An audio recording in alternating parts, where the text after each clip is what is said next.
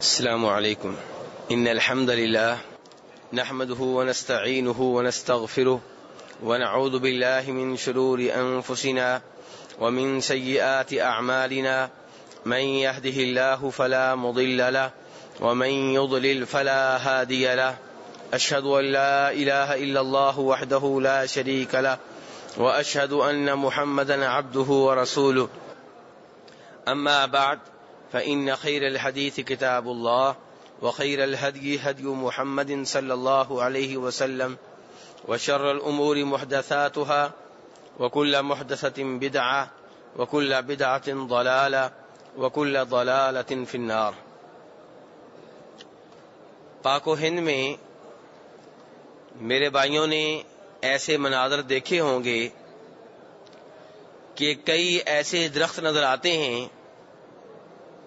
جن کے پتے چھپ چکے ہوتے ہیں. کیونکہ اب پتوں کی جگہ کپڑے لے لیتے ہیں. کپڑوں کے ٹکڑوں نے ایسے درختوں کو ڈھانپا ہوتا ہے. اگر معلوم کیا جائے کہ یہ کپڑے کے ٹکڑے یہاں پہ اس کثرت سے کیوں ہیں، کہتے ہیں برکت حاصل کرنے کے لیے، تبرک کے لیے. ہمارے فلاں صاحب بیمار ہیں، یہ کپڑا اس لیے لٹکایا گیا ہے کہ انہیں شفا مل جائے. اور ایک اور صاحب ہیں، ان کے ہاں اولاد نہیں ہے، دوسرا کپڑا ان کے نام پہ ہے تاکہ انہیں اولاد مل جائے. یہ چیز پاک و ہند میں کثرت سے ہے. آج کے درس میں ہم نے اسی بات کا جائزہ لینا ہے کہ ایسی چیزوں کا اسلام میں کیا حکم ہے، اسلام ان حرکات کے بارے میں کیا کہتا ہے. میرے بھائیوں، میرے سامنے اس وقت وہ حدیث ہے جسے امام ترمذی رحمہ اللہ روایت کرتے ہیں جناب ابو واقد اللیثی رضی اللہ عنہ کے حوالے سے. کتاب کون سی ہے جی؟ ترمذی شریف. اور اس حدیث کو روایت کرنے والے صحابی کا نام ہے ابو واقد اللیثی رضی اللہ عنہ. کہتے ہیں کہ ہم نبی علیہ الصلوۃ والسلام کے ساتھ مکہ سے حنین کی جانب آئے. یہ کب کا واقعہ ہوگا میرے بھائیوں جی؟ 9 یا 8 کا جی؟ نہیں سن بتائیں بھائی جی. 8، جی ہاں 8 کا ہے.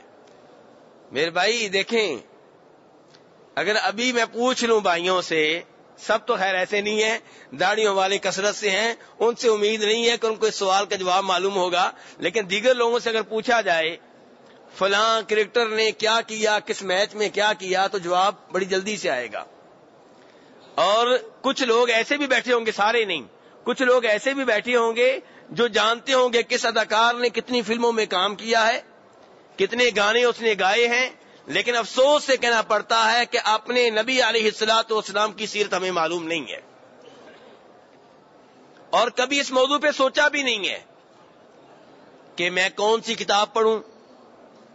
اپنے بچوں کو آپ علیہ السلام کی زندگی کے بارے میں کون سی کتاب پڑھنے کے بارے میں کہوں، کون سی کتاب گھر میں لا کر رکھوں، کون سی کتاب مجھے اور میری بیگم کو مل کر پڑھنی چاہیے، ایسا کبھی نہیں سوچا گیا.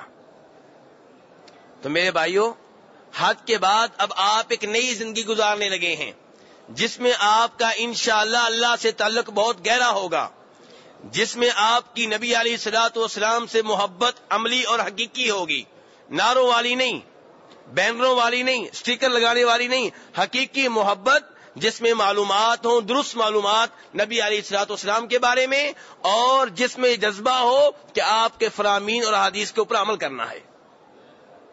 تو اس بارے میں ایک کتاب نوٹ کر لیں، اس کا نام ہے الرحیق المختوم. کتاب کا نام کیا ہے؟ الرحیق المختوم. عربی میں کتاب ہے، اور سیرت نبوی صلی اللہ علیہ وسلم پہ ایک منٹ سیرت نبوی صلی اللہ علیہ وسلم پہ مکہ میں انعامی مقابلہ ہوا تھا. کہاں ہوا تھا؟ ہندوستان میں نہیں، پاکستان میں نہیں. یہ میں کیوں کہہ رہا ہوں کہ ہمارے ہندوستانی پاکستانی بھائیوں نے خواہ یہ فیصلہ کر لیا ہے بیٹھے بٹھائے کہ سعودیہ والے نبی علیہ السلام سے محبت نہیں کرتے. اگر کوئی مخصوص محبت ہے تو وہ شاید یہ نہ کرتے ہوں. اگر وہ محبت ہے جو قرآن و حدیث میں آئی ہے تو یہ الحمدللہ سب سے آگے ہیں. سیرت نبوی کے مقابلے یہاں پہ ہوتے ہیں. نبی علیہ السلام کی احادیث کو زبانی یاد کرنے کے بڑے بڑے مقابلے یہاں پہ ہوتے ہیں. اسی ملک کے سکولوں میں نبی علیہ الصلوۃ والسلام کی سیرت نصاب میں داخل ہے. اسی ملک میں نبی صلی اللہ علیہ وسلم کی شریعت عدالتوں میں نافذ ہے. اگر یہ محبت نہیں کرتے تو کون کرتا ہے؟ تو بارہ کہنے کا مطلب یہ ہے کہ یہ سیرت نبوی کا مقابلہ کہاں پہ ہوا تھا؟ مکہ میں ہوا تھا. اور اس میں جو کتاب اول آئی اس کے رائٹر اور مصنف ہندوستان کے ممتاز عالم دین مولانا صفی الرحمان مبارک پوری رحمہ اللہ تھے. پھر خود ہی انہوں نے اس کتاب کا اردو میں ترجمہ کر دیا. تو کتاب کا نام وہی ہے الرحیق المختوم.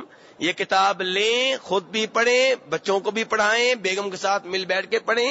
نبی علیہ الصلوۃ والسلام کی سیرت کو جاننے اور اس کے اوپر عمل کرنے کی نیت سے پڑھیں. ایک اور کتاب اسی موضوع پہ سیرت نبوی، اور اس کے لکھنے والے ہیں ڈاکٹر مہدی رزق اللہ. یہ سوڈان کے ہیں. پہلے کہاں کے تھے؟ ہندوستان کے. اور دوسرے کہاں کے ہیں؟ سوڈان کے. ڈاکٹر مہدی رزق اللہ. کتاب لکھنے والا چاہے انڈیا کا ہو چاہے سوڈان کا ہو، انعام دینے والے سعودیہ کے ہی ہیں. دوسری کتاب کو بھی انعام یہیں سے ملا ہے، شاہ فیصل ایوارڈ ملا ہے. کون سے ایوارڈ ملا ہے؟ شاہ فیصل ایوارڈ سعودیہ سے ہی ملا ہے. تو اس کا بھی اردو میں ترجمہ ہو چکا ہے اور دارالسلام مکتبہ دارالسلام کی طرف سے وہ کتاب پرنٹ ہو چکی ہے. تو یہ دونوں کتابیں آپ باری باری پڑھیں اور نبی علیہ الصلوۃ والسلام کی سیرت کے بارے میں معلومات لیں اور عمل کرنے کی کوشش کریں. تو یہ واقعہ جو بتانے چلا ہوں یہ سن 8 ہجری میں ہوا ہے. کب ہوا ہے؟ مکہ کب فتح کیا تھا آپ نے؟ جی 8 ہجری میں. تو سن 8 ہجری میں آپ حنین جا رہے ہیں. اور باقاعدہ حدیث شروع کرنے سے پہلے یہ بتا دوں یہی وہ سفر ہے جس کی واپسی پہ آپ نے جیرانہ والا عمرہ کیا تھا. کیوں جا رہے ہیں آپ؟ کیوں جا رہے ہیں؟ مکہ سے کیوں جا رہے ہیں؟ جی جہاد کے لیے. اس لیے نہیں کہ ایک عمرہ اور کر لوں، اس لیے نہیں جا رہے. آپ جہاد کے لیے جا رہے ہیں اور جب جہاد سے واپس آئے ہیں تو جیرانہ مقام پہ جہادی امور سے فارغ ہوئے، تب دل چاہا کہ اب مکہ واپس جا رہے ہیں تو عمرہ کر لیا جائے. تو آپ نے جیرانہ سے عمرے کی نیت کی. جیرانہ میقات نہیں ہے، لیکن چونکہ میقات کراس کر چکے تھے اور جب کراس کیا تھا تب عمرہ کرنے کا پروگرام نہیں تھا. اور جب کوئی میقات اس حالت میں کراس کرے کہ کراس کرتے ہوئے عمرہ کرنے کا پروگرام نہ ہو تو بعد میں جا کے جہاں سے پروگرام بنے گا ادھر سے ہی نیت کرے گا، لیکن وہ جگہ باقاعدہ میقات نہیں کہلائے گی. تو بہرحال میرے بھائی، تو جناب ابو واقد اللیثی کہہ رہے ہیں کہ نبی علیہ الصلوۃ والسلام کے ساتھ ہم مکہ سے نکلے اور کہاں جا رہے ہیں؟ حنین. وہاں پہ 2 بڑے قبیلے ثقیف اور حوازن مسلمانوں سے لڑنے کی تیاریاں کر رہے ہیں. تو نبی علیہ الصلوۃ والسلام کے پاس لشکر کتنا ہے؟ کتنے افراد ہیں؟ جی 12,000. اللہ آپ کو خوش رکھے، اللہ آپ کے علم میں اضافہ فرمائے. 12,000. 10,000 وہ جن کو آپ مدینہ سے لے کر گئے تھے مکہ فتح کرنے کے لیے، اور 2,000 مکہ کے نئے مسلمان. تو کل تعداد کتنی ہوئی؟ 12,000. یہ 12,000 لوگ آپ کے ساتھ ہیں. ان کے ساتھ مل کے آپ حنین جا رہے ہیں کہ حنین والوں سے جہاد ہو سکے. راستے میں ایک جگہ سے گزرے تو وہاں پہ ایک درخت تھا. تو آپ کو صحابہ اکرام نے بتایا کہ یہ بیری کا درخت مشرکوں کا ہے. کن کا ہے جی؟ مشرکوں کا ہے. اور یعکفون عندہا، اس درخت کے پاس وہ مجاور بن کر بیٹھتے ہیں. اس درخت کے پاس وہ کیسے بیٹھتے ہیں؟ مجاور بن کر. وَيَنُوطُونَ بِهَا أَسْلِحَتَهُمْ، اور اس درخت کے اوپر اپنی تلواریں، اپنے نیزے، اپنے تیر، اپنی کمانیں لٹکاتے ہیں تاکہ برکت پیدا ہو جائے. تو یہ درخت کن کا ہے؟ مشرکوں کا. اب ظاہر ہے یہ تو مسلمان ہیں اور وہ مشرکوں کا درخت ہے. اب مسلمان تو اس کے ساتھ یہ کام نہیں کریں گے. تو اب مسلمانوں نے کیا تجویز پیش کی؟ جو نئے نئے مسلمان ہوئے تھے، جن کے پاس ابھی اسلام کی مکمل معلومات نہیں تھی، تعلیمات نہیں تھی، کہا اے نبی علیہ الصلوۃ والسلام، یہ درخت تو ہوا کافروں کا جس کے ساتھ وہ اسلحہ لڑکاتے ہیں، مجاور بن کے بیٹھتے ہیں. آپ ایک درخت ہمارے لیے مقرر کر دیں تاکہ ہم بھی وہ کچھ کر سکیں جو یہ کرتے ہیں. نبی علیہ الصلوۃ والسلام نے فرمایا اللہ اکبر، سبحان اللہ. آپ نے کہا کہ مجھے تمہارے اوپر تعجب ہو رہا ہے، یہ کیا بات کر رہے ہو؟ میرے بھائیو، آج کے زمانے میں اس بات کو آپ ایسے سمجھ سکتے ہیں کہ آپ یہ کہیں کہ یہ تو گرجا ہے، چرچ ہے عیسائیوں کا، یہاں پہ آ کے وہ مانگتے ہیں کس سے؟ جناب عیسیٰ علیہ السلام سے. مسلمانوں کو یہاں نہیں آنا چاہیے، مسلمانوں کا الگ سے دربار ہونا چاہیے، وہاں جا کے قبر والوں سے مانگ سکیں. دونوں میں کوئی فرق ہے؟ جی، شخصیات بدل گئی ہیں، فرق کوئی نہیں ہے. تو درخت تبدیل ہو جائے گا، اور کیا فرق ہوگا؟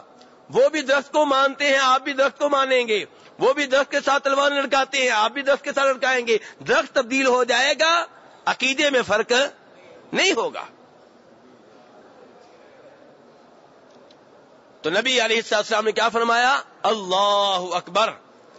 اور آگے آپ نے کہا کہ قلتم والذی نفسی بیدہ کما قالت بنو اسرائیل لموسیٰ علیہ السلام اجعل لنا الہا کما لہم آلہہ قال انکم قوم تجہلون. والذی نفسی بیدہ لترکبن سنت من کان قبلکم. فرمایا نبی علیہ الصلوۃ والسلام نے، اس ذات کی قسم ہے جس کے ہاتھ میں میری جان ہے. نبی علیہ السلام کی جان کس کے ہاتھ میں ہے؟ آپ کی جان آپ کے اپنے ہاتھ میں نہیں ہے. آپ خود اپنی جان کے لیے مشکل کشا نہیں ہے، حاجت روا نہیں ہے، کسی اور کے لیے کیا ہوں گے. آپ کی موت و حیات اللہ کے ہاتھ میں. آپ کی جان کے اوپر کنٹرول کس کا؟ اللہ تعالی کا. اور دوسرا عقیدہ یہاں سے یہ معلوم ہوا کہ نبی علیہ السلام قسم کس کی اٹھا رہے ہیں؟ اپنی نہیں اٹھائی. جہاں یہ کہا تھا کہ مجھے اس ذات کی قسم جس کے ہاتھ میں میری جان ہے، یہ بھی کہہ سکتے تھے کہ مجھے اپنی جان کی قسم، کہہ سکتے تھے نا. لیکن کیا اپنی ذات کی قسم اٹھائی؟ نہیں اٹھائی. کیوں؟ کیونکہ غیر اللہ کی، اللہ کے سوا کسی اور کی قسم اٹھانا جائز نہیں ہے. کعبہ کی قسم اٹھانا جائز نہیں ہے. رب کعبہ کی قسم اٹھا سکتے ہیں. نبی علیہ السلام کی قسم اٹھانا جائز نہیں ہے. نبی علیہ السلام کے رب کی قسم اٹھا سکتے ہیں. اور یہی کچھ آتا ہے اس حدیث میں جو بخاری شریف میں آتی ہے، جسے روایت کرنے والی میری اور آپ کی ماں جناب عائشہ رضی اللہ عنہا ہیں. کہتی ہیں کہ نبی علیہ الصلوۃ والسلام نے مجھ سے ایک بار کہا عائشہ، مجھے پتا چل جاتا ہے کہ کب تم میرے ساتھ ناراض ہو اور کب میرے اوپر راضی ہو. یہ کون کہہ رہے ہیں؟ نبی علیہ السلام کہہ رہے ہیں جناب عائشہ سے. نبی علیہ السلام کہہ رہے ہیں کہ عائشہ، مجھے پتا چل جاتا ہے کہ کب تم میرے اوپر راضی ہو اور کب میرے اوپر ناراض ہو. میاں بیوی میں جیسے تھوڑی یعنی کہ پیار میں جو ناراضگی ہوتی ہے، حقیقی ناراضگی نہیں. حقیقی طور پہ ممکن ہی نہیں ہے کہ جناب عائشہ اللہ کے رسول سے ناراض ہوں. یہ جو پیار و محبت میں ناراضگی ہوتی ہے، لاڑ سے، وہ تو جناب عائشہ نے کہا اللہ کے رسول آپ کو کیسے پتا چلتا ہے؟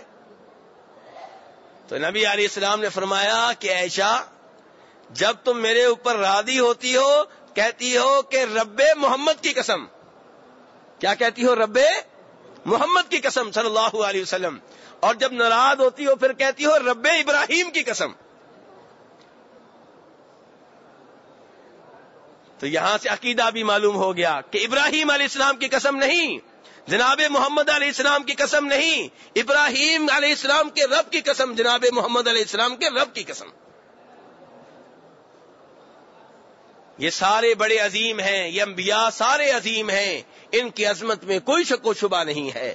یہ مسجدیں ساری عظیم ہیں، ان کی عظمت و فضیلت میں کوئی شک و شبہ نہیں ہے، لیکن عبادت صرف ایک اللہ کی ہوگی، کسی اور کی نہیں ہوگی. تو قسم بھی میرے بھائیوں نبی اسلام نے روکا ہے کہ اللہ کے سوا کسی اور کی نہیں اٹھا سکتے. اس لیے یہاں پہ آپ قسم کس کی اٹھا رہے ہیں؟ اللہ تبارک و تعالیٰ کی. تو کہہ رہے ہیں اس ذات کی قسم جس کے ہاتھ میں میری جان ہے، تم نے وہی بات کہی ہے جیسی بات بنی اسرائیل نے موسیٰ علیہ السلام سے کہی تھی. آج کیا تاریخ ہے؟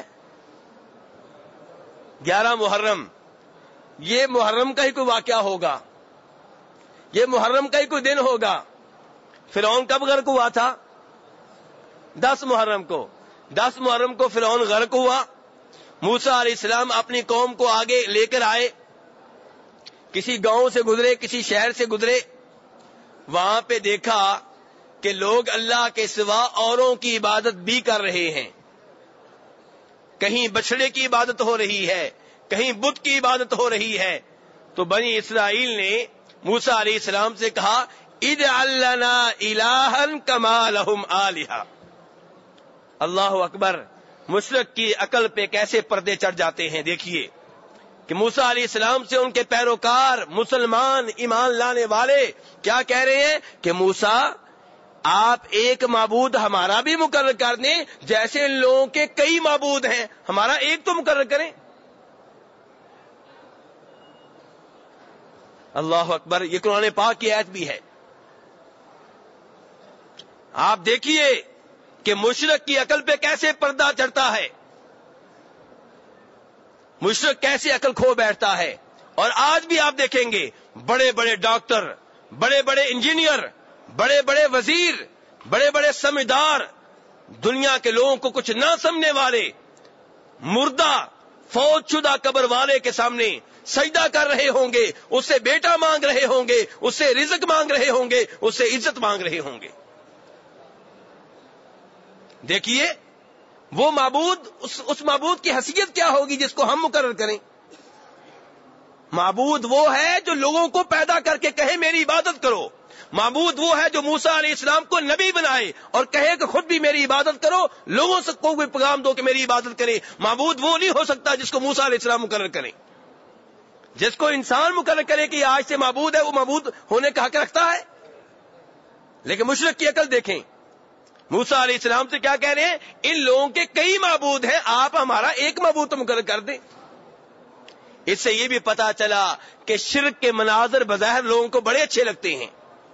شرک کے مناظر بظاہر لوگوں کو بڑے اچھے لگتے ہیں. آج بھی مزاروں درباروں پہ چلے جائیں، وہاں پہ عجیب طرح کی رسمیں ہیں. لوگ آئیں گے، کوئی سجدہ کر رہا ہے، کوئی رکوع کر رہا ہے، کوئی مٹی اٹھا رہا ہے، کوئی رو رہا ہے. ایک یعنی کہ منظر بنا ہوا ہے، ساتھ قوالی ہے، ڈانس ہے، ڈھول باجا ہے، تالیاں بج رہی ہیں، مرد و عورت ہیں، اگربتیاں ہیں، لنگر تقسیم ہو رہا ہے. ایک منظر ہے. اب اگر عقل توحید والی نہیں ہوگی تو یہ مناظر بڑے اچھے لگیں گے، یہ مناظر بڑے اچھے لگیں گے. ان لوگوں کو بھی یہ مناظر بڑے اچھے لگے. تو موسیٰ علیہ السلام سے کہہ رہے ہیں کہ موسیٰ ایک تو معبود مقرر کر دے ہمارا، ان کے کئی معبود ہیں. اللہ اکبر. میرے بھائیو اندازہ کریں، آپ اندازہ کریں کہ شرک کتنا خطرناک، شرک کتنی خطرناک بیماری ہے. اب یہاں پہ ذرا سوچئے، ٹھنڈے دل سے سوچئے کہ نبی علیہ الصلوۃ والسلام کے ساتھ جو نئے لوگ تھے، کیا انہوں نے کہا تھا کہ ہمارا معبود مقرر کر دیں؟ نہیں. انہوں نے کیا کہا تھا؟ ہمارا ایک درخت مقرر کر دیں جس کے ساتھ ہم اسلحہ لٹکا سکیں، جس کے پاس مجاور بن کے ہم بیٹھ سکیں. اور آپ نے کہا تمہاری بات بنی اسرائیل کی بات سے ملتی جلتی ہے. کیوں؟ کیونکہ عبادت صرف اس چیز کا نام نہیں ہے کہ آپ منہ سے مانے میں عبادت کر رہا ہوں. آپ منہ سے نہ بھی مانے، حرکتیں آپ وہی کر رہے ہوں جو عبادت والی ہے، اسے عبادت ہی کہا جائے گا. ایک آدمی قبر پہ آ کے قبر والے سے بیٹا مانگتا ہے، پھر کہتا ہے نہیں جی میں اللہ کی عبادت کرتا ہوں. تو بیٹا کیوں مانگ رہے ہو؟ مانگنا عبادت نہیں ہے. الدعاء هو العبادہ، دعا تو عبادت ہے. نبی علیہ السلام فرماتے ہیں، ابو داؤد کی حدیث ہے، ترمذی کی حدیث ہے، ابن ماجہ کی حدیث ہے کہ مانگنا، پکارنا، دعا عبادت ہے. یہ عبادت آپ قبر والے کی کر رہے ہیں اور کہتے ہیں نہیں جی میں اللہ کی عبادت کرتا ہوں. قبر کا آپ طواف کریں، قبر والے کو آپ سجدہ کریں، قبر والے کے نام پہ نظریں مانیں، منتیں مانیں، اس کے نام پہ بکرا ذبح کریں. 11ویں آئے تو شیخ عبد القادر جیلانی رحمہ اللہ کے نام پہ بکرے ذبح کریں، ان کے نام پہ کھانے تقسیم کریں، ان کے نام پہ نظریں تقسیم کریں اور پھر کہیں جی میں ایک اللہ کی عبادت کرتا ہوں. نہیں میرے بھائی، دیکھیے یہاں پہ ان نئے لوگوں نے نبی علیہ السلام سے یہ نہیں کہا تھا معبود مقرر کر دیں، صرف یہ کہا تھا کہ درخت مقرر کر دیں. جب درخت مقرر ہوگا اسے نفع و نقصان کا مالک سمجھا جائے گا، اس کے اوپر کپڑے لٹکائے جائیں گے کہ یہ لے کر دے گا اللہ سے، یہ ایسے ہوگا، یہ ویسے ہوگا. اس کے پاس مجاور بیٹھیں گے، اس کے پاس دانے آ کے پھینکیں گے، رزق پھینکیں گے، پیسے پھینکیں گے. یہ کیا ہو جائے گا؟ یہ معبود بن رہا ہے. اسی نبی اسلام نے فرمایا کہ تم نے وہی بات کہی ہے جو بنی اسرائیل نے موسیٰ علیہ السلام سے کہی تھی کہ اجعل لنا الہا کما لہم آلہہ، کہ ہمارے لیے ایک معبود مقرر کر دیں جیسے ان کے کئی معبود ہیں. موسیٰ علیہ السلام نے آگے سے کیا کہا تھا؟ قال انکم قوم تجہلون، بڑی جاہل قوم ہو. جو شرک کرے اس سے بڑا جاہل کو ہو سکتا ہے؟ چاہے کوئی چاند پہ پہنچنے کا دعویٰ کرے، چاہے کوئی کہے میں بہت بڑا سائنسدان ہوں، بہت بڑا ڈاکٹر ہوں، بہت بڑا انجینئر ہوں، تو سب کچھ ہوگا، لیکن دنیا کا نمبر 1 جاہل ہے تو اپنے رب کو نہیں پہچان سکا، کسی اور چیز کو کیا پہچانے گا؟ تو اس سے وہ عام آدمی لاکھ درجے بہتر ہے جس کو اپنے رب کا پتا ہے. اس کو چاند کا نہیں پتا، وہ جہاز پہ سوار نہیں ہوا، وہ ان راکٹوں پہ سوار نہیں ہوا، اسے سیاسی دنیا کی لیبارٹریوں کا نہیں پتا، لیکن اسے یہ پتا ہے کہ میرا رب ایک ہے، جس کی میں نے عبادت کرنی ہے وہ ایک ہے، جس کا عقیدہ ہے کہ میری گردن کٹ سکتی ہے کسی اور کے سامنے نہیں جھک سکتی، وہ تو اسے لاکھ درجے بہتر ہے.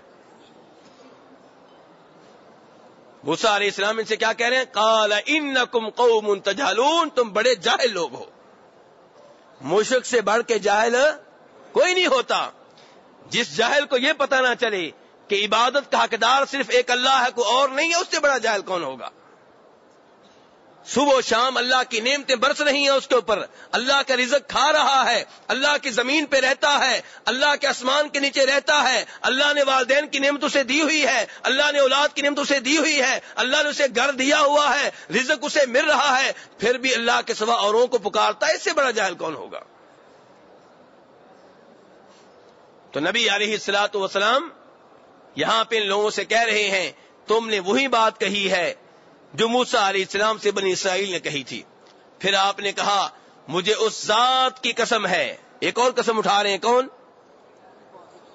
نبی علیہ الصلوۃ والسلام، جن کی بات میں کوئی شک و شبہ نہیں ہے چاہے قسم نہ اٹھائیں، لیکن بات کو مزید پختہ کرنے کے لیے، اس میں تاکید پیدا کرنے کے لیے آپ کہہ رہے ہیں مجھے اس ذات کی قسم ہے جس کے ہاتھ میں میری جان ہے، تم پہلے لوگوں کے طریقوں کو اختیار کرو گے،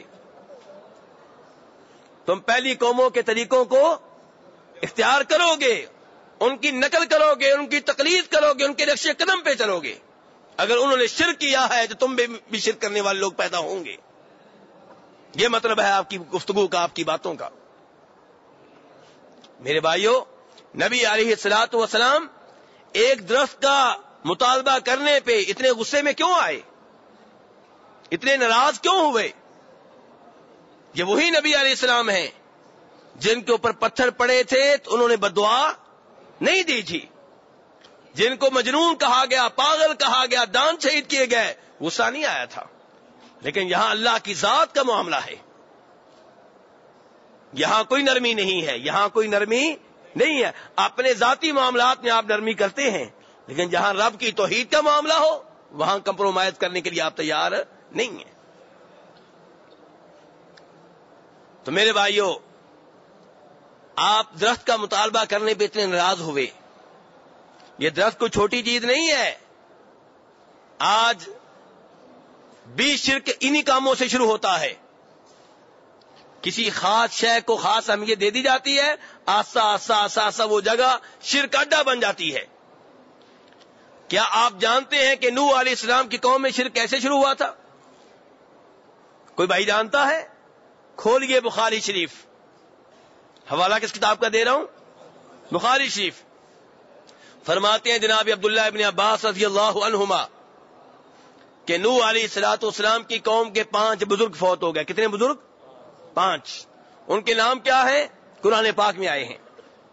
وَقَالُوا لَا تَذَرُنَّ آلِهَتَكُمْ وَلَا تَذَرُنَّ وَدًّا وَلَا سُوَاعًا وَلَا يَغُوثَ وَيَعُوقَ وَنَسْرًا. 5. یہ 5 بزرگ فوت ہو گئے. اب نوح علیہ الصلوۃ والسلام کی قوم کے سمجھدار لوگ جمع ہوئے کہ بڑے بزرگ فوت ہو گئے, ان کی نشانیاں رہنی چاہیے, ان کی نشانیاں رہنی چاہیے. آج بھی جو یورپ سے پڑھ کر آتے ہیں انہیں بڑا شوق ہوتا ہے کہ نشانیاں نظر آنی چاہیے.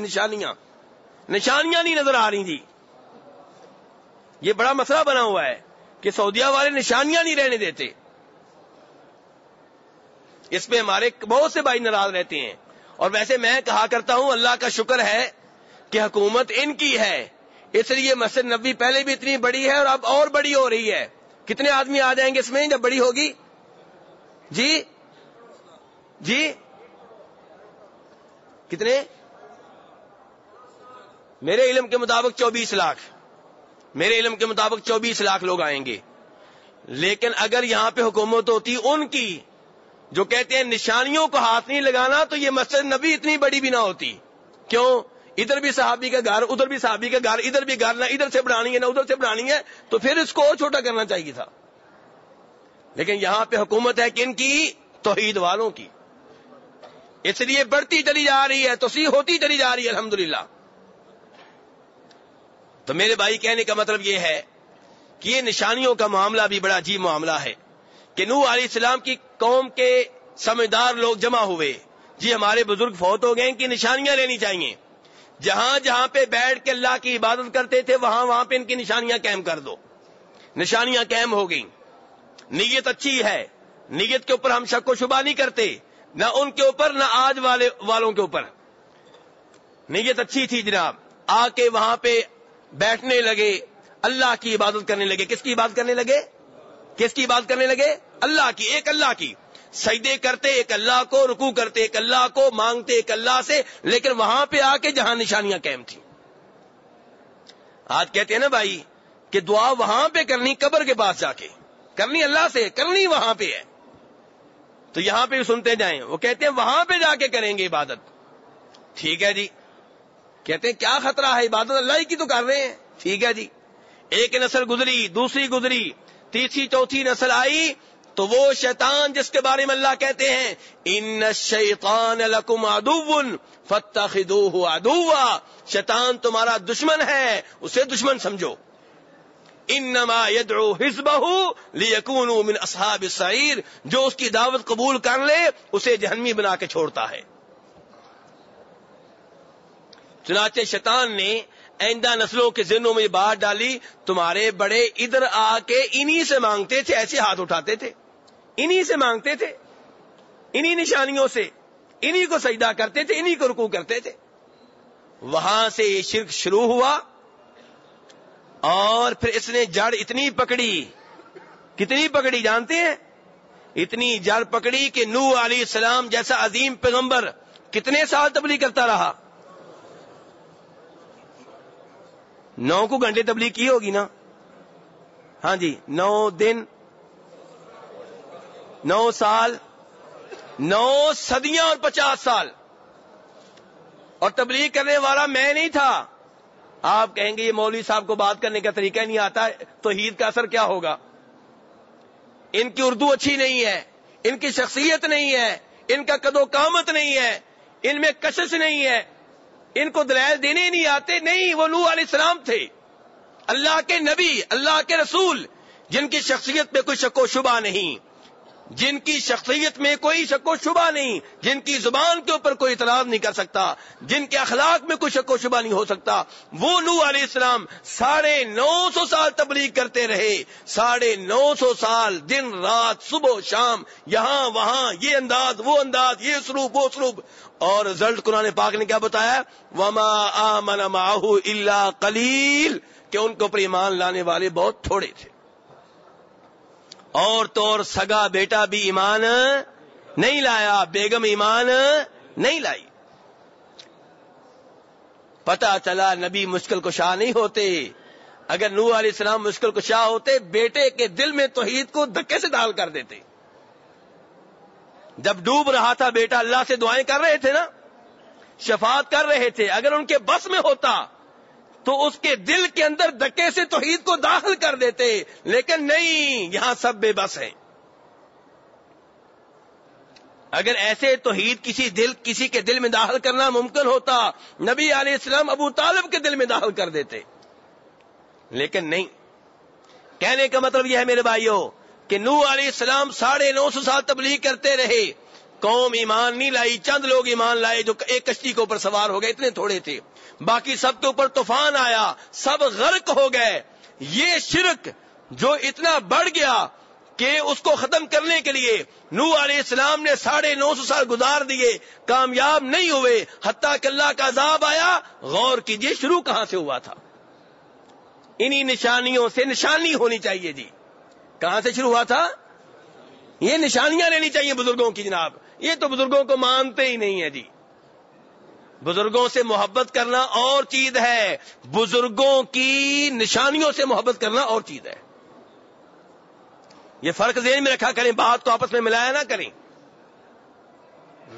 بزرگوں سے محبت کرنا اور چیز ہے، اور یہ کہنا کہ بزرگ اس درخت کے نیچے بیٹھے تھے ایک بار، یہاں پہ آ کے بیٹھا کرو، یہاں پہ سجدے کیا کرو، یہاں پہ نفل پڑھا کرو، یہاں پہ بکرے ذبح کیا کرو، یہ اور چیز ہے. بزرگوں سے الحمدللہ ہم بھی محبت کرتے ہیں، یہ بھی کرتے ہیں، اور وہ نام لیے بغیر، کیونکہ گارنٹی کسی کی نہیں دی جا سکتی. یہ کہتے ہیں کہ یہ اچھی زندگی گزار کے گیا ہے، امید ہے کہ اللہ کا ولی ہوگا. امید ہے کہ اللہ کا ولی، گارنٹی نہیں. گارنٹی صرف ان کی دیتے ہیں جن کی گارنٹی آمنہ کے لال نے دی ہے. آمنہ کے لال نے کیا کہا تھا؟ ابو بکر فی الجنہ، عمر فی الجنہ، عثمان فی الجنہ، علی فی الجنہ. اگر نبی علیہ السلام کی گارنٹی اور میری گارنٹی، آپ کی گارنٹی برابر ہے تو فرق کیا ہوا؟ آج لوگوں نے خود ہی گارنٹیاں دے دی ہیں کہ فلاں بزرگ پکے جنتی ہیں. خود ہی فیصلہ کر لیا بیٹھے بٹھائی یہاں پہ. جنت کا مالک کون ہے؟ اللہ. میں اور آپ جنت جہنم تقسیم کرنے والے کون ہوتی ہیں؟ تو بہرحال کہنے کا مطلب یہ ہے میرے بھائی کہ بزرگوں سے محبت کریں، لیکن بزرگوں کو پہلی بات ہے بزرگ ہی مانیں، کچھ اور نہ مانیں. اور دوسرے نمبر پہ بزرگوں سے محبت کریں، بزرگوں کے گھروں سے، ان کے کپڑوں سے، ان کے بالوں سے نہیں. ہاں، نبی علیہ الصلوۃ والسلام کو یہ اعزاز حاصل ہے کہ آپ کا جسم، آپ کا پسینہ، آپ کے بال، آپ کا لعاب، یہ سب بابرکت تھے. لیکن یہ خاص ہے کس کے ساتھ؟ اس میں آپ کا کوئی اور شریک نہیں ہے. صحابہ کرام نے یہ کام جناب ابو بکر صدیق کے ساتھ نہیں کیا، جناب عمر کے ساتھ نہیں کیا، جناب عثمان کے ساتھ نہیں کیا، جناب علی کے ساتھ یہ کام نہیں کیا. صحابہ کرام نبی علیہ السلام کے بال حاصل کرتے، ان سے محبت کرتے، آپ کا پسینہ حاصل کرتے، آپ کا لعاب دان سے محبت کرتے، لیکن یہ کام بعد میں کسی اور کے ساتھ انہوں نے نہیں کیا. تو کہنے کا مطلب یہ میرے بھائیوں کہ نوح علیہ الصلوۃ والسلام کی قوم میں شرک شروع ہوا اسی وجہ سے کہ نشانیاں سنبھالو دی. اور وہ عظیم درخت، اب ایک اور درخت کے پاس چلتے ہیں. کون سا درخت؟ ایک اور درخت بھی ہے میرے بھائیوں جی. ہاں جی، بیت رضوان والا درخت، جس کا ذکر قرآن پاک میں آیا ہے. لقد رضی اللہ عن المؤمنین اذ یبایعونک تحت الشجرہ. اللہ ان عظیم مومنوں سے راضی ہو گیا جو اے نبی علیہ السلام آپ کے ہاتھوں پہ بیعت کر رہے تھے ایک درخت کے نیچے. یہ کون سے سال کا واقعہ ہے جی؟ 6 ہجری کا. نبی علیہ الصلوۃ والسلام مدینہ سے گئے عمرے کے لیے، لیکن مکہ والوں نے داخل نہیں ہونے دیا. حدیبیہ کے مقام پہ مذاکرات ہوتے رہے، اور نبی علیہ الصلوۃ والسلام نے جناب عثمان کو مکہ میں بھیج دیا مذاکرات کرنے کے لیے. پیچھے سے افواہ اڑ گئی کہ جناب عثمان کو مکہ والوں نے شہید کر دیا ہے. کیا کر دیا ہے؟ نبی علیہ الصلوۃ والسلام کو بہت غصہ آیا کہ ہمارے سفیر کو شہید کر دیا ہے. سفیروں کا سارے ہی احترام کرتے ہیں. تو آپ کو اتنا غصہ آیا کہ آپ نے صحابہ کرام سے کہا کہ میں عثمان کا بدلہ لیے بغیر واپس نہیں جاؤں گا, میرے ہاتھ پہ موت کی بیعت کرو کہ ہم عثمان کا بدلہ لیے بغیر واپس نہیں جائیں گے.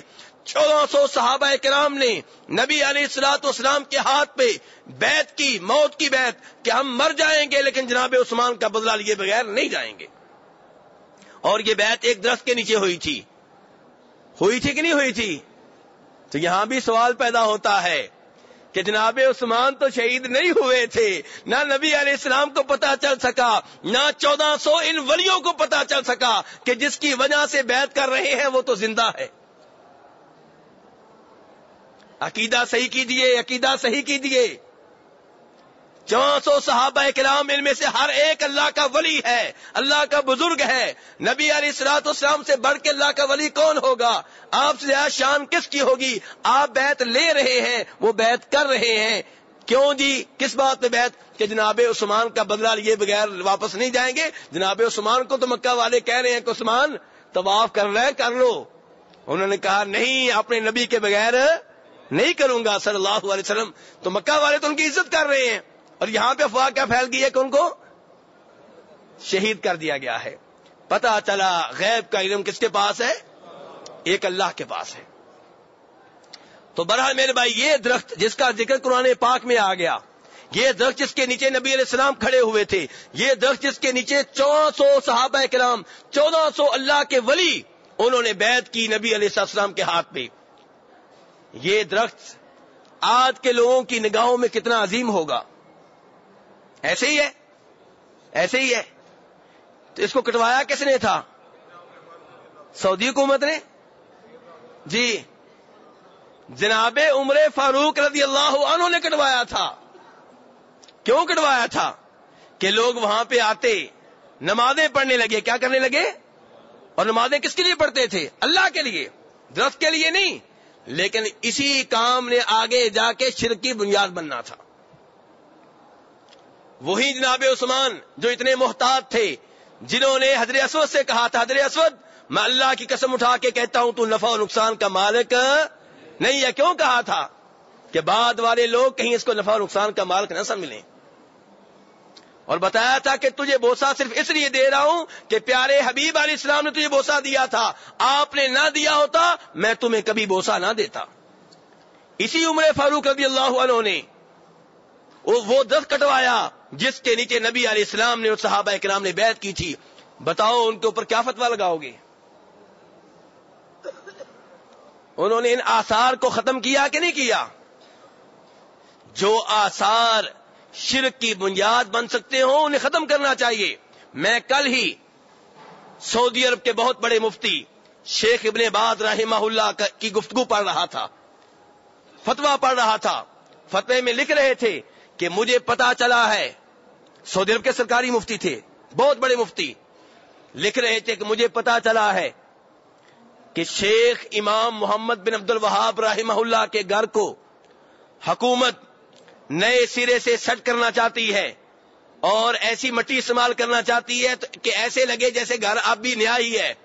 اس کی مرمت کرنا چاہتی ہے, اس کی اصلاح کرنا چاہتی ہے.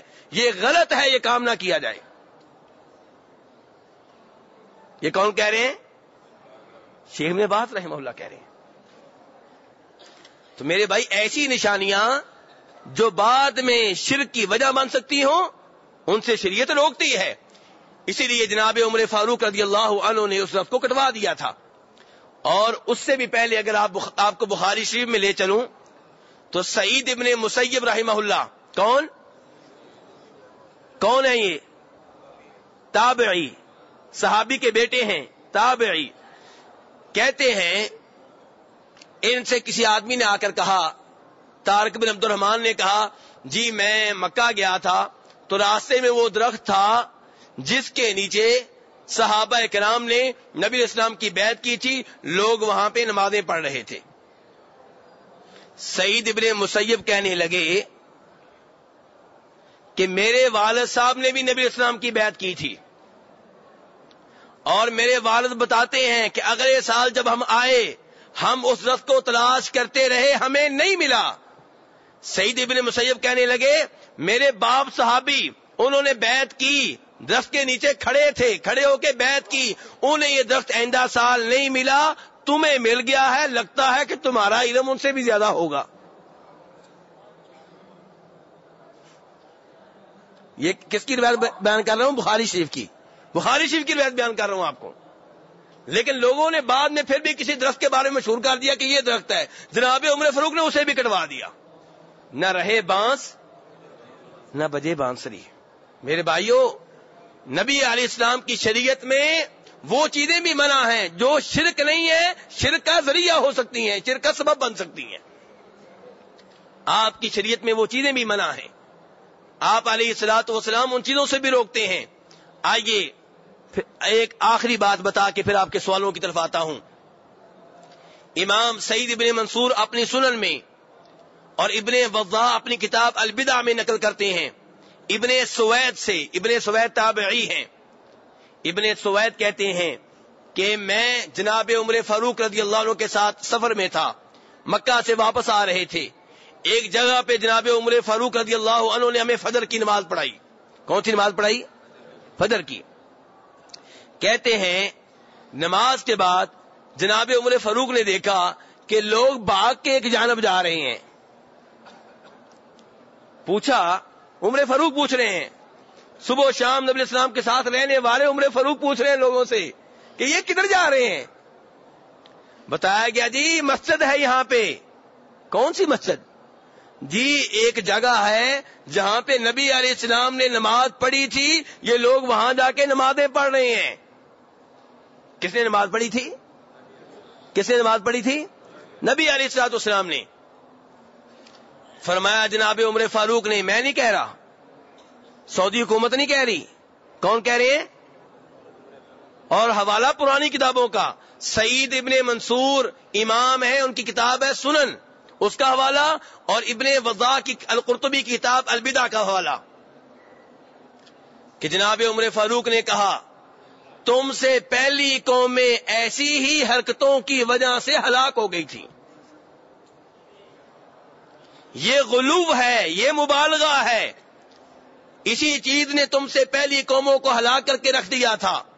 پھر فرمایا جب ایسی کوئی جگہ آئے جہاں تمہارے نبی علیہ السلام نے نماز پڑھی تھی، اگر تمہاری نماز کا ٹائم ہو جائے تم بھی پڑھ لو، اگر ٹائم نہ ہوا ہو تو اس جگہ پہ جا کے اسپیشلی طور پہ اس لیے نماز پڑھنا کہ یہاں پہ نبی علیہ السلام نے نماز پڑھی تھی، یہ درست نہیں ہے۔ کون کہہ رہے ہیں؟ لیکن یہ بات سمجھا دوں، ابھی میں نے سمجھانی ہے، ہو سکتا ہے کئی بھائیوں کو اچھی طرح سمجھ میں نہ آئے۔ ایک وہ جگہ ہے جہاں پہ نبی علیہ السلام نے نماز پڑھنے کا باقاعدہ پروگرام بنایا، اگر پروگرام بنا کے ہم وہاں پہ جائیں گے تو آپ کی سنت ہے، بالکل صحیح ہے، جیسے قباء ہے، جیسے مسجد نبوی ہے۔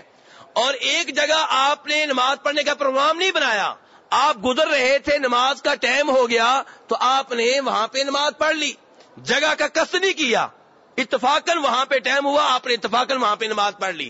اب اگر ہم وہاں پہ اتفاقاً نماز پڑھیں تو نبی علیہ السلام نے بھی اتفاقاً پڑھی ہے، ٹھیک ہے، لیکن اگر آپ نے اتفاقاً پڑھی ہے، ہم قصداً وہاں پہ جائیں گے تو غلط ہو جائے گا، آپ کی سنت کے خلاف ہو جائے گا۔ یہ باریک بھی نہیں سمجھے میرے بھائی کی نہیں سمجھے، ایسا نہ ہو میری بات کو غلط مشہور کر دیں، میں پھر بیان کر دوں کہ ایک جگہ پہ نبی علیہ السلام نے نماز پڑھنے کا باقاعدہ قصد کیا، جان بوجھ کے وہاں نماز پڑھنے گئے کہ یہاں پہ نماز پڑھنی چاہیے، وہاں پہ ہم بھی قصد کر کے جائیں گے، پروگرام بنا کے جائیں گے تو آپ کی سنت پہ عمل کریں گے۔ اور ایک جگہ ہے جس کو آپ نے اہمیت نہیں دی، قصد کر کے نہیں گئے، گزر رہے تھے، نماز کا ٹائم ہو گیا، آپ نے وہاں پہ نماز پڑھ لی۔ اب اگر ہم قصد کر کے جائیں گے تو یہ آپ کی سنت کے خلاف ہوگا، آپ کے طریقے کے خلاف ہوگا۔ میرے بھائیوں، غار ہرا کو آپ لے لیں، غار ہرا پہ پاکستانی اور انڈین بھائی کو اور کسی ملک والے جائیں یا نہ جائیں، پاکستانی انڈین بھائی جائیں، یا جناب صدیق نے کہا ہو آپ کے فوت ہونے کے بعد آؤ میں گروپ لے کر جا رہا ہوں، قافلہ لے کر جا رہا ہوں، یہاں پہ نبی علیہ السلام عبادت کرتے تھے، ہم بھی 2 نفل پڑھتے ہیں، کیا کبھی ایسے کیا انہوں نے؟ غار ثور، نبی علیہ الصلوۃ والسلام وہاں پہ رہے، جب آپ مکہ سے نکل رہے تھے دشمنوں سے چھپنا مقصود تھا، لیکن بعد میں جب عمرہ کرنے کے لیے گئے، حج کے لیے گئے، کیا صحابہ کرام کو وفد کی شکل میں وہاں لے کر گئے کہ 2 نفل پڑھ کر آتے ہیں وہاں پہ؟ چلیں آپ نہیں گئے، جناب صدیق گئے، جناب فاروق گئے، جناب عثمان گئے، جناب علی گئے۔ میرے بھائی، نبی علیہ الصلوۃ والسلام اور صحابہ کرام کے طریقے پہ رہیں، اسی میں خیر ہے، اسی میں خیر ہے۔ یہاں پہ بھی زیارتیں کرانے والوں نے ہمیں بیوقوف بنایا ہوتا ہے، ان کو پتا ہے اس نام پہ پیسہ بڑا ملتا ہے، وہ خاکے شفا بھی بیچتے ہیں، مٹی بھی 100 ریال کی بیچ ڈالتے ہیں، گاہک مل جو جاتے ہیں، گاہک مل جائے تو ٹھیک ہے پھر۔ حالانکہ مدینہ منورہ میں زیارت کے جو شرعی مقامات ہیں وہ کون کون سے ہیں؟ نمبر 1 مسجد نبوی، نمبر 2 مسجد قباء، نمبر 3 نبی علیہ السلام اور آپ کے 2 عظیم ساتھیوں کی قبریں، نمبر 4 بقیع قبرستان، نمبر 5 شہدائے احد کا قبرستان۔ کتنی زیارتیں ہوئیں؟ 5 بس۔ چھٹی کسی جگہ پہ اگر آپ جاتے ہیں معلومات لینے کے لیے، جیسے مسجد قبلتین ہے کہ جی وہاں پہ صحابی نماز پڑھا تھے، نبی علیہ السلام نہیں، صحابی نماز پڑھا رہے تھے، پیچھے صحابہ کرام کھڑے تھے، نماز کے دوران حالت رکوع میں بتایا گیا قبلہ تبدیل ہو گیا ہے، وہ اسی حالت میں انہوں نے نبی علیہ السلام کا آرڈر مانا، قبلہ چینج کیا اور آپ کی اطاعت اور اتباع کا حق ادا کر دیا۔ تو اگر آپ یہ دیکھنے جاتے ہیں کہ یہ واقعہ کہاں پہ ہوا تھا، کوئی حرج نہیں، لیکن خاص اہمیت دیں گے کہ اس کی کوئی خاص اہمیت ہے، خاص فضیلت ہے، تو اس کی دلیل چاہیے۔ کیا دلیل ہے اس کی؟ وہ جگہ جہاں پہ خندق کی لڑائی ہوئی یا مسلمان فوجیں وہاں پہ ٹھہری، جس کو آج کیا کہتے ہیں، سبا مساجد، وہاں پہ اگر آپ اس لیے جاتے ہیں یہ معلومات لینے کے لیے خندق کی لڑائی کہاں ہوئی تھی، کیسے ہوئی تھی، فوج کدھر ٹھہری تھی، تاکہ سیرت کی کتاب کو میں سمجھ سکوں، تو انشاءاللہ کوئی حرج نہیں ہے۔ لیکن اگر آپ جاتے ہیں کہ بابرکت جگہ ہے، یہاں کے پتھروں پہ پاؤں لگے گا، برکت حاصل ہوگی، وہاں پہ 2 نفل پڑھوں گا، وہاں پہ سجدے کروں گا، وہاں پہ بوسے دوں گا، برکت کے لیے رومال ساتھ لگاؤں گا، تو کیا دلیل ہے؟ کس صحابی نے یہ کام کیا ہے؟ کس تابعی نے یہ کام کیا ہے؟ کس حدیث میں یہ آیا ہے؟ تو میرے بھائیوں، اس لیے اپنے دین کے معاملے میں بہت محتاط رہے۔ اللہ تبارک و تعالی ہماری توحید کی حفاظت فرمائے، اللہ ہمارے حج کو قبول بھی کرے، اسے محفوظ بھی رکھے، اور اللہ تبارک و تعالی جب ہمیں موت دے توحید کے اوپر دے، ایمان کے اوپر دے، اسلام کے اوپر دے، اور آخری وقت پہ کلمہ پڑھنا نصیب ہو۔ وآخر دعوانا ان الحمدللہ رب العالمین۔